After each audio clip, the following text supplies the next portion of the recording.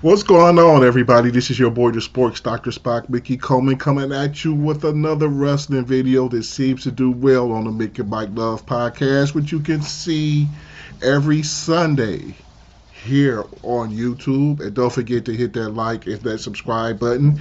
Here we have a video about our boy New Jack. You guys really like the last video I did about you, New Jack, but will be a quick interview that he did about 16 years ago for Michael Moody.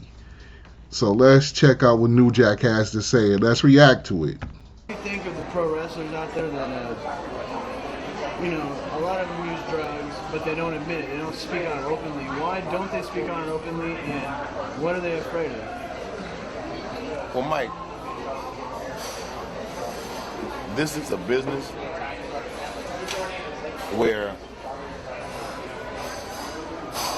if you step on the wrong toes or step on the shoe that's got the wrong toes in it, you can stand a chance of not getting somewhere. So this is a business where you a man, but you pretend to be a boy to allow somebody like Vince McMahon or whoever is paying you. You can't say nothing against them or their company, because that's a policy. It's almost like being a cop. You know you got dirty cops, but you got to play the game. You understand? So this is a business where you got to play the game. Unlike myself. New Jack is what my buddy Wildfire Tommy Rich would say is a rebel. You understand? I made a name for myself in this business years ago, and my name will carry on years after I'm dead and gone.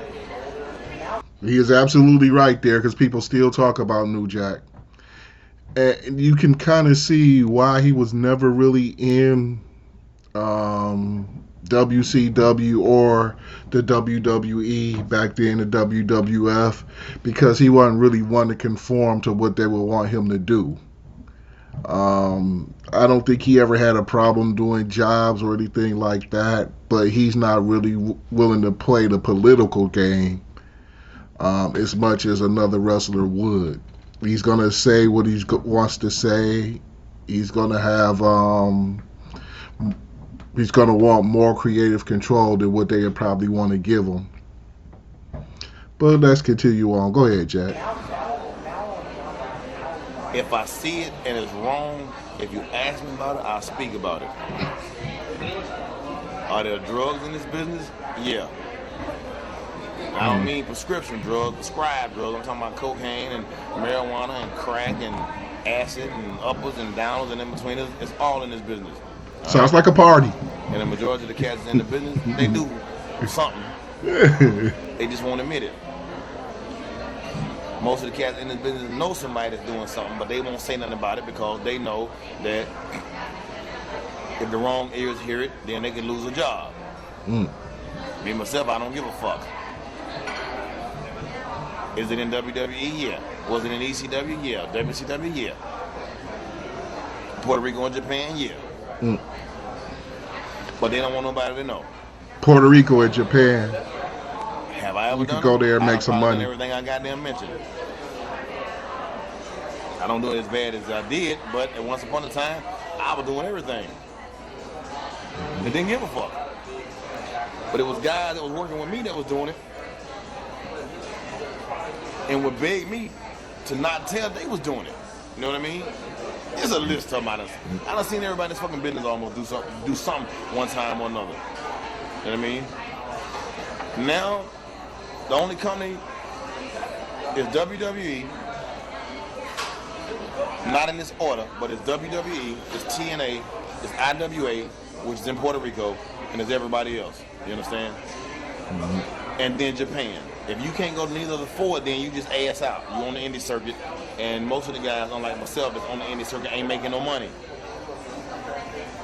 So they gotta put up with the bullshit, okay? The whole drug situation is out of control. It's gonna always be out of control. You understand? It ain't nothing you can do to stop these motherfuckers. They gotta stop themselves. And most of them stop themselves by dying. You see, and it was in those years while he did this interview and a few years after that, there was a big problem with a lot of young wrestlers passing away. And that's why he just said what he just said. When they drop dead, then they ain't got to worry about it no more. I done lost a lot of cats in this business. And I'll continue to lose them. You know what I'm saying?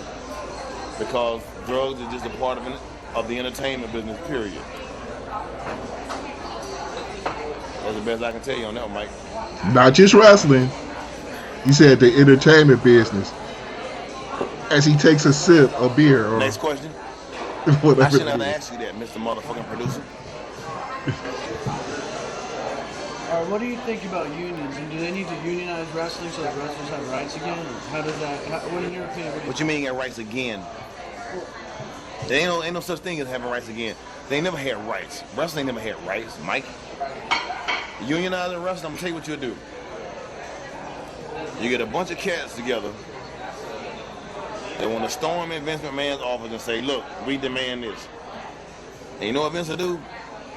He'll fire their ass and hire him some more motherfuckers and dress them up and look just like them and put them on his payroll. Boxing, you never see it unionized. Wrestling, you never see it unionized. You know what I'm saying? It just don't exist in this business. There's no such thing. That's a great dream and a great wish, but it'll never happen. It will never, never, never happen. Because in this business, you can be offered $1 million contract, but there's always a clause to it. And with the clause, they can give you 10 years or 5 years or 2 years, whatever, and they got a little hook, and then they get snatched away from you. So unionizing wrestling, bro, forget it. You remember when they did NWO and they had Hall and Nash and this and the other, and then Vince went and made Unibomb, which is now Kane, which is now whatever, one of the guys in the whole deal. He was trying to prove a point. I can dress anybody up to be you. You know what I'm saying? And that's what he did. You know what I mean? So it's a good idea to unionize, but I mean, fuck. If Vince McMahon says no, I don't want you to, I'm not gonna have that shit in my company, and he fire your ass, then where you going? TNA? Yeah, right. TNA is now a Disney attraction. Fucking A. Alright? TNA is now considered a fucking Disney attraction. That tells you how goddamn far they going. TNA is a lot better now. I don't know if they're gonna go through with the partnership with NXT or WWE. Haven't heard much else about it from a few weeks ago. But back then, I guess it kind of was a joke. You can't go to Puerto It's Rico. an old video. And everybody I don't like none of them will kill their ass. You go to Japan, get the fuck beat up by them motherfuckers, so now where you going? You know what I'm saying? I'm that bad dream that always comes true. Unionizing wrestling? No. You'll be like that motherfucker, what was the one they did? They said they buried in the goddamn end zone in fucking the Giant Stadium? The Mafia guy. Not Gotti, the other motherfucker. Hoffa? Jimmy Hoffa? He was a unionized motherfucker. Yeah. Anyway, Hoffa, you talk about Jimmy Hoffa. They didn't. Yeah, they ain't found him. Unionizing wrestling, that's like trying to mix oil and water. Oil and water. Forget it, it will not mix. Well, let me ask you this then. Let's say Vince won't let people unionize, all right? What can he do for the wrestlers, like paying medical bills, doing simple things like that a union would offer that he doesn't already offer? What can he offer now that he doesn't already? He wouldn't have to unionize, but it still would be a better. They get their bills paid when they get hurt. Do they? Any company. I mean, fuck, if I go out and get hurt for a fucking company, on the indie circuit, they pay my bills. They don't have no goddamn support program where, I mean, you know, there's been a few guys that got paralyzed and got hurt or whatever in WWE and other companies, and they pay for them. Mm-hmm. Luckily, when I lost the sight of my right eye, I had insurance, so I get paid for that. But a lot of the guys don't have that. They didn't have that then, they don't have it now. Well, how come they don't, I wonder?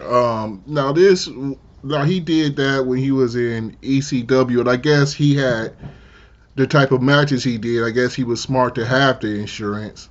that took care of him while he was out when he hurt himself. I guess the day he died, he couldn't see out his left eye, I believe.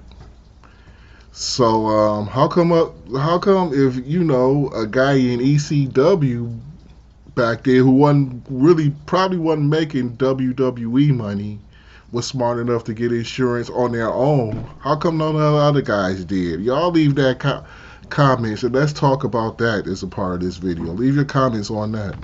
Okay. With your contract, you make your demands before you sign your contract. If they'll agree with it, if they think that you're worth the dollar, then they'll offer you everything.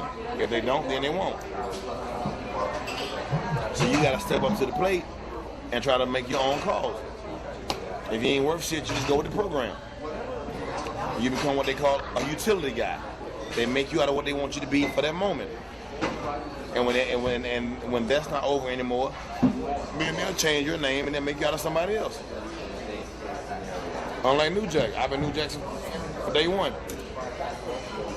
When I quit, I'll still be New Jack.